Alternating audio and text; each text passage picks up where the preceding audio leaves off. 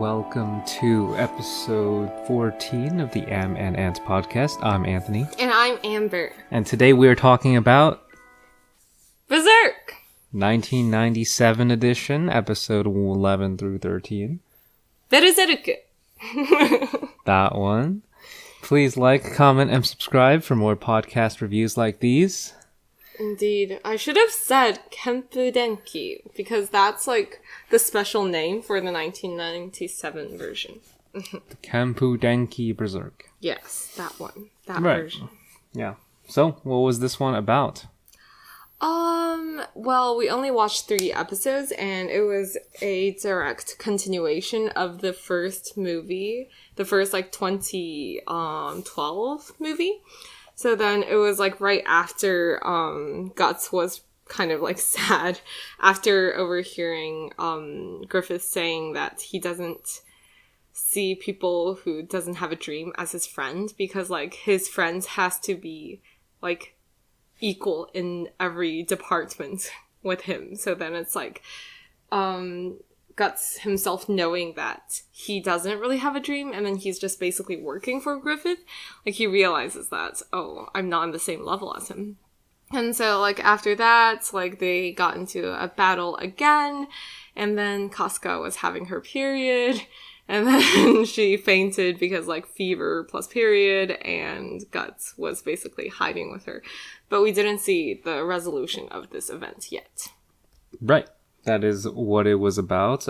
Indeed. In, I believe, episode 12 or so, we talked about the 2012 Berserk, Band of the Hawk, the first movie of that one. Basically, that arc. So the first movie, I think all 3 movies were of that. One arc. Of that one arc, but yeah. The Gold Age arc. The Golden Age. Yeah, so what did you think about it? Especially as as a comparison to, what we watched before, the movie. Don't you feel like the characters were different? I felt like this one, maybe we could follow along more. It's just that, the animation kind of turned me off. It was it was basically a PowerPoint, in some points. Yeah. So, yeah, definitely. Yeah, so, it wasn't just that I was high, it was that it was actually a PowerPoint. I can't believe you just told our viewers that you were high. I was under the influence of Durgs. When he was watching the, famous, the great Berserk. How could he? Anyways. I needed it. Oh my god. And I kind of needed it to endure you, hating on it. Anyways. But Perhaps. Yeah. Yeah, I mean, it's just, I don't particularly like the animation. I don't care about the characters just yet, Yeah, we kind of skipped over, everyone who is kind of important, Judo and, Pepin. You don't even know who they are, right? But, we but saw the thing them. is, we saw them briefly, and I still don't care. It's we still don't know. No, but then, before, again, in the movie, they skipped over, the character development of, all the other people, kind of. And then it's, now we don't really get to see that. And then you see them, and you're kind of expected to know them already. But then, I feel like the movie did not prepare us well for that at all. Right, so I don't exactly know why, but, I feel like this would be done way better if it was an isekai. Guts was a transmigrated black swordsman who gets reincarnated into this world and is now a mercenary traveling alone in search of his destiny. But here he doesn't really have a clear goal. Griffith kind of calls him out, and then he's he overhears Griffith talking about how he can't respect anybody who. Or, can't, be friends with anybody or respect anybody who, doesn't have a goal and isn't, his equal or something, which is, kind of weird, because Griffith's, the best. So it's, he doesn't really have an equal, so he can't, so it's, Griffith weird. is great. I love Griffith. I know that, everyone hates Griffith in the fandom, but, oh my god, I cannot help but to, like the bad boy. Yeah. It's also weird how, yeah, basically Griffith is kind of the leader of the Band of the Hawk, and then Guts he as a main character kind of like just joins them and is like very, I guess, passive. Well, but then this is just one arc. You have to understand. Like, yeah, it's one of the it's the first arc. No? The second arc. Well, I mean, the first arc didn't really. Was that just one episode or something, or just a recall? In this, it is just one episode, but I don't think it was just one episode. Or like one, or like it was. I believe from book 1 to 4 was like the first arc, and then like the Gold Age started on like 5th or something. Do not quote me on that. So then there was like a few like kind of like monster of the week kind of feeling. Like originally it was just like he's the Black Swordsman, but then he isn't yet in the Gold Age arc, right? And then like all of that, it was just like every time he encounters a monster, he like slays the monster, and with his like mechanical arm and like sword, because he lost one arm afterwards. But like, yeah, it was that kind of show, and then it kind of like turned into something different. Right. So this is sort of his memories. Yeah, this is the backstory arc. Okay. Yeah. Yeah. So yeah, it's kind of boring. I don't know. Yeah. I didn't really understand. I guess he just kind of doesn't really make his own decisions. He kind of just, it's like he's a kid, right? And then he's like being told what to do, and he does what he is told to do. And then it's like they could just tell him to do whatever. Like, hey, kill these guys. Oh, hey, do this. Oh, hey, go here. Oh, you gotta defend Casca, even though she's like kind of not a great person. It's like, yeah, there's just a lot like. He's just playing follow the leader, right? So it's interesting. I feel like that is exactly it, like how Guts is in the beginning. And then that's why I kind of like the older version's character design better, because I feel like he looks younger in this older version as compared to the one in 2012, where he looks like 10 years older, like with smaller eyes and like, I guess like his body head proportion, like his body was bigger. Right. And I was kind of like, oh my god, like no, like he is like, I don't think he's even in his 20s right now. It's like he is this kid who's just like trying to like kill people to get enough money to like get by at first, and then like he joined the Band of the Hawks for 3 years at this point, and then it's kind of like he still has that mindset of just like, oh, I kill, I get money, and I eat kind of thing. So then he doesn't really have a dream or anything.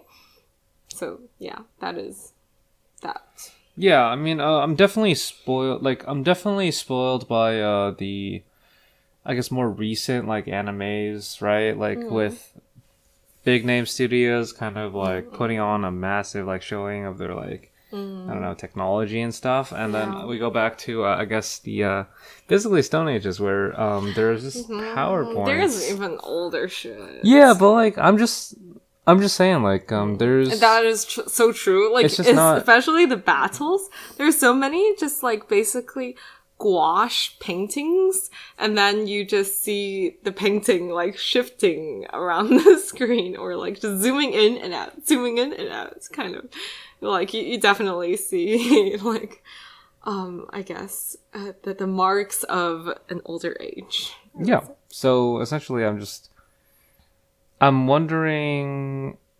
yeah, I mean... I don't really watch old stuff like this, so... Yeah, I mean, like, I don't really either, even though you think I do. Because, like, as compared to you, I definitely have more. But then, like, for me, like, I kind of understand that. Because, like, for example, when I was trying to get into Saint Seiya, I couldn't really get into it. Like, I still cannot get into Saint Seiya.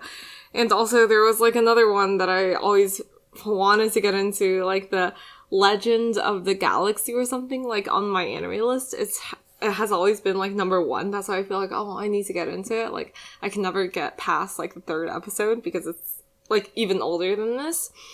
But yeah, like, I see, like, how the technical qualities of it kind of, like, it's, like, very slow. And then, like... the animation is not that exciting. Like, a lot of parts are not animated. It is basically just, like, transforming. Just, like, I don't even know. It's just, like, the camera is shifting on one image. Yeah, I mean, I think while watching it, I just kind of, like, I wasn't that impressed. And then also like I just kind of wondered if there was something to like these I guess old animes that like people kind of idolize that like. Okay, he's super biased that he thinks I do. I have to say that is completely untrue. I like a lot of new anime. But... Right. No. I just meant like in terms of how, like what is it about like these old animes that like people kind of go back to? They're like, oh yeah, things were much better back then. It's like not just with old animes, right? It's with everything. Yeah, it's like definitely the retro aesthetic is a thing. Yeah, so I even watched a recent video by a certain Dr. K about this, which I gotta show you later, but there is something nostalgic about like these old I guess videos or like anything. Yeah, so like you reminisce about the past, like it's really, really good. But the present can be just as good. Yeah. You just have to like...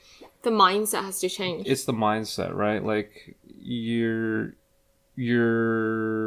gotta be present focused in that, like, you want to make sure that the present can be optimized to be good, like, as good as your perception of the past. It's kind of weird. But yeah. I definitely agree. For Berserk, again, like, I feel like I still think that I really like the story, even, like, thinking back on the story and everything, not to bring any spoilers, like, what will happen. But I have to say I'm not that, like, into the animation as well, because, like, originally when I was, watching the 1997 anime, first of all, I didn't finish it. Second of all, like, I was painting, like, I was doing, like, a painting project as I was doing it, so it was, like, always in the background. But, like, I just feel like the story was, like, higher quality than a lot of works nowadays. But I have to say, it's not really about, like, oh, right now it's not as good as before. It's more like the old things that I liked. It is also in a period of, like, 20-something years. And then maybe I liked, like, 5 works from, like, back in the day, like, within these 20 years. And then maybe I liked, like, 2 series, like, in the 2020s. But then we're just looking at basically the whole number of, like, 3 years. Like, I like 3 things. But then in the 20 years, I liked, like, 5 things. That's still, like, you know, percentage-wise, I still liked more of, like, the recent works. But it's just, like, I understand, like, there is a kind of, like, allure, I guess, to, like, looking at the older aesthetics, but then it's like, that is just, like, one part of it. And I do think that there is something, like, just a little, like, awkward about, like, old animation and old, like, voice acting as well. Like, I like modern voice acting way more, I have to say. Like, I'm a super, like, big Seiyu nerd. Like, I look at, like, voice actors, like, social media and YouTube all the time. But, like, back in the day, I don't like any voice actors because it's, like, too over the top to me. But yeah. Yeah, I mean, there's definitely a lot more, I guess it's kind of evolved since back then.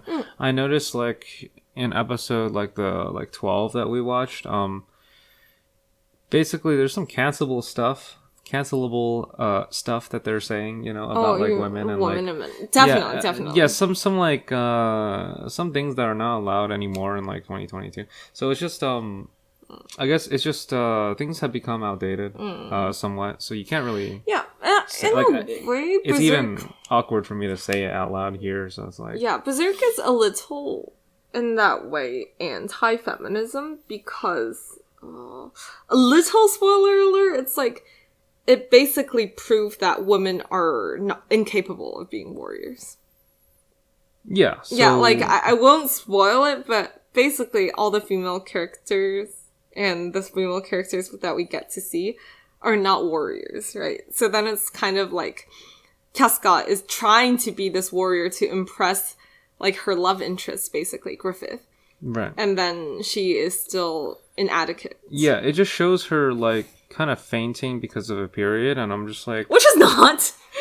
Okay, the thing about Purist is like, yeah, it feels bad and all, but it's not faintable. It's not that bad, right? It's not and to that it extent it to just shows, most people. Right, and it just shows her like doing that when she's like having her time of the month, and I'm like, oh, well, I mean, I guess it matters a lot here Right. if they want to make it matter a lot. So it's just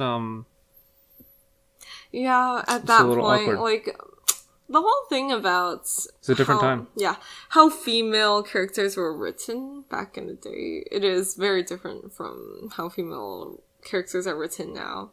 And then, I guess, like, again, I cannot spoil anything, but then it's just, like, the female characters here just become more and more the damsel in distress, kind of.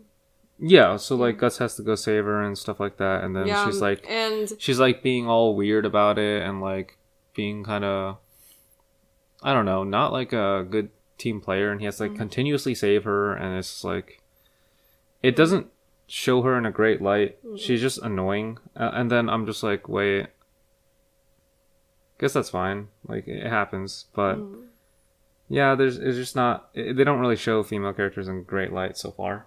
They're just kind of weak and they get like destroyed and stuff. So. And I feel like it kind of like goes more into that, to be quite honest. Like Berserk, again, it is old with like older values. And yes, it kind of like continued until like last year when the author died. Excuse me, I'm not actually laughing. I'm like sad laughter. Excuse me. And yeah, it's just yeah. The whole, like, gender thing, it is for another time. But also, I find it interesting how feminine Griffith is often portrayed as well. So it's like, I don't really know what the author's intention for that is. Yeah, but yeah, I mean, otherwise, like, going back to the actual story, like, I just don't kind of, like, I don't find it very interesting to, like, follow a young boy around as like he just follows the other dude around, and like nobody really knows anything because nobody's really that confident, and then he just kind of well, Griffith is super confident. I have to say, I love Griffith. Competent. Competent. Yeah, Griffith is competent. Okay, I love Griffith. Yeah, as you can see, it's just not that interesting because he's not the main character. So I'm just like, why is, like, it's not like a Gojo Satoru kind of deal. It's like you don't really know. Yeah, you don't like really know where anybody stands. It's not like he's Kakashi Sensei or anything. Kakashi isn't really that strong. He was great, dude. Like he was okay. Oh my god, original Naruto. Okay, so. I have to say, like, as much as I like Kakashi, like he's not in the same level as Satoru. Like, it's a different kind of sensei. Sure. Sensei. Yeah, and even like I guess back in the day, Master Roshi or something. You got like these powerful like older characters that are the mentors. There's nothing like that here. They're actually just there are no mentors. So like, you like the mentor trope?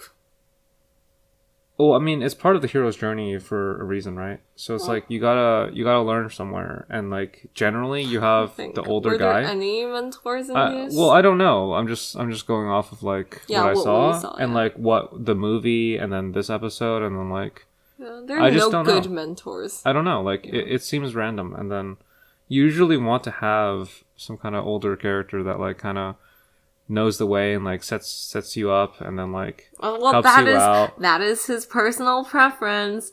Some people don't like the mentor trope. I feel it's neutral. I'm just saying it's part of the hero's journey, like that kind of thing. We learned about that, right? So in school and stuff. So like it's not my preference. It's just how.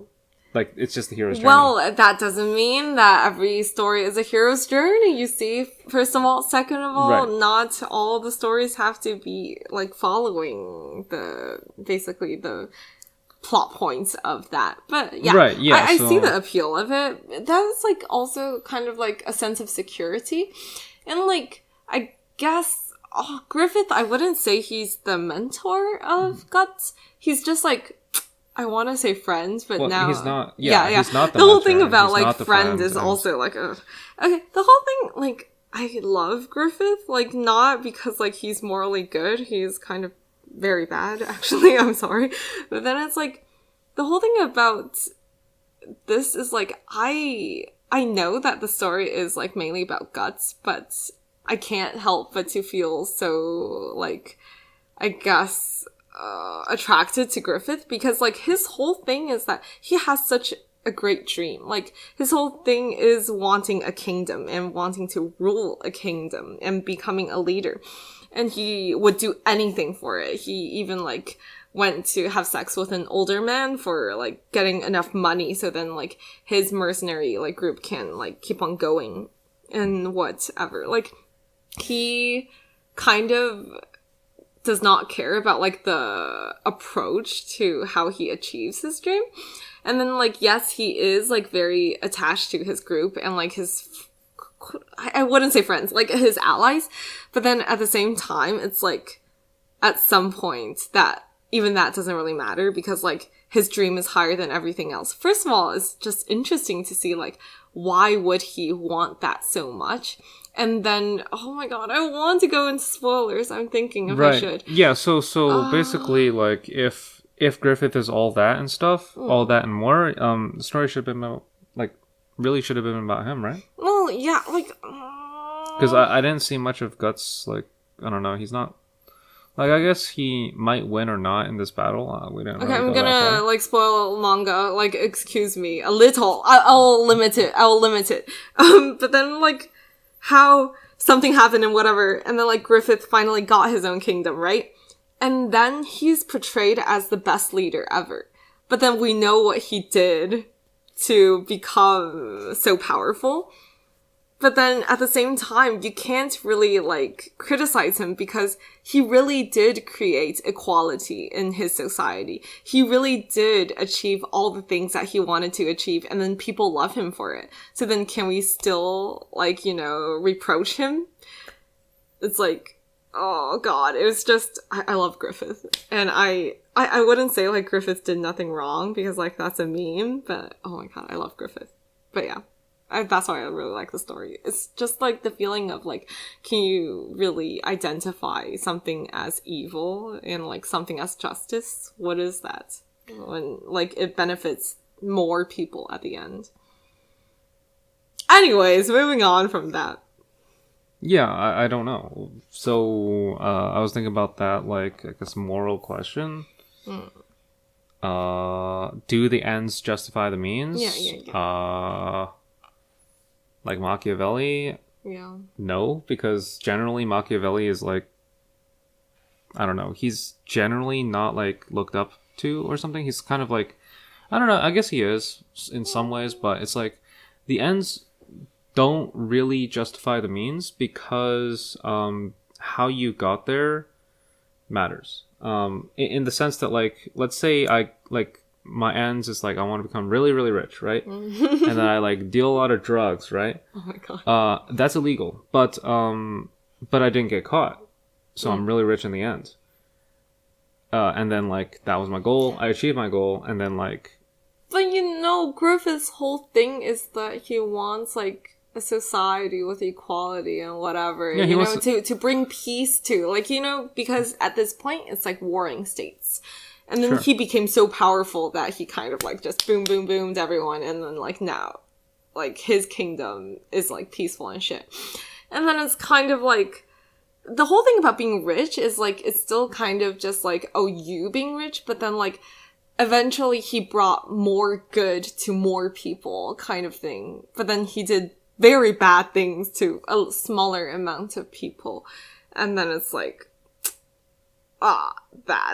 it's like, does the means, does the, oh my god, I don't know how to say it in English. Do the means justify the ends? Yes, do the means justify the ends? Like, at that point, because, like, he helped so many people that it's like, oh, conflicted. And then it's like, oh, should Guts even get... Does the end justify the means? Yes, sorry. Yes. Okay, yeah. And it's like, does Guts, like, is he justified to get his revenge kind of thing? It's like... You know, like, if that happens, it's like, it might bring more chaos to the world. Like, then what should he do? Like, what should people do? That's why I really like the story, but I just feel like I'm that kind of person who likes the ideas within a story more than, like, how the story is. Like, oh, how interesting it is and whatnot. Like, oh, are the battles cool to watch? And I just like kind of like go straight into like, oh my god, this idea is so complicated. It's so convoluted. Like, how should I even approach this moral question? But yeah, I feel like that is like why I like the story so much. But then I feel like that's not your focus when you look at a fiction. Yeah, so I kind of don't like it's just fiction, right? Like it's just that. To me, it's kind of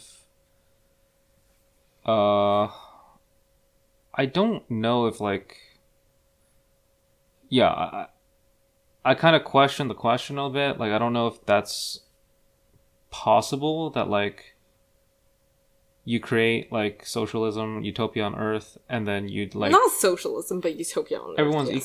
equality. No, not really equal. Like, okay, yeah, but just imagine utopia, because I don't want to talk more about like his kingdom. It's not just like, oh, equality, but like just utopia on Earth.